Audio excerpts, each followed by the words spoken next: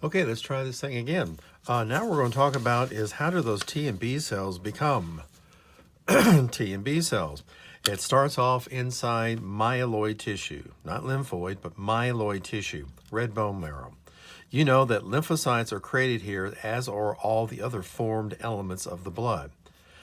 T cells, potential T cells, are created inside the bone marrow. They migrate away from the bone marrow and they make it to thymus gland.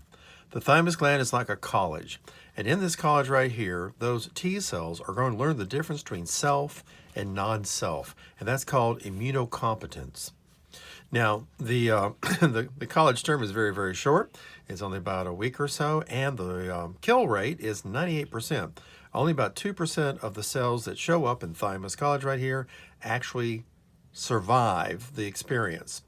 Now, when they do come out, they're called naive T cells, and they have immunocompetence, but they also have a target. They have, in essence, been given an antigenic determinate target. Now, this is comparable to somebody getting a degree and then having a major. But they are called naive T cells because they don't know how to do anything yet because they haven't been exposed to the real world. Now, upon exposure to the antigenic determinant that they were trained to react to, they will mature, they will activate, and for example, the T cells will become mature helper T cells, and they will produce chemicals to promote the activity of other cells around them, as we'll see in a moment. So basically, they're cheerleaders. They produce these chemicals to cheer on other cells to get involved in the fight. But cytotoxic T cells, when they activate, they actually become active hunters. Now they're able to go out, hunt, and kill that particular target that they were trained to go after.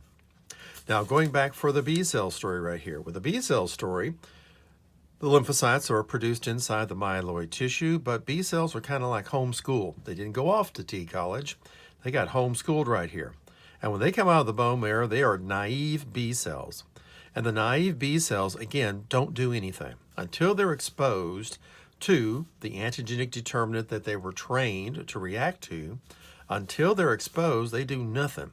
But once exposed, they activate and become plasma cells. And the plasma cells will then produce antibodies, and the antibodies will then fog your body, broadcast these things out there, and the antibodies will do the work. In a way, this is sort of like assassin schools. These guys are killers of sorts. The T cells are hand-to-hand combat for the cytotoxic T cells. The B cells, they deal with poison, so to speak, the antibodies. So these are the ninja white blood cells of all the white blood cells. They have a specific target, and they don't stop until they find their one specific target and eliminate the thing.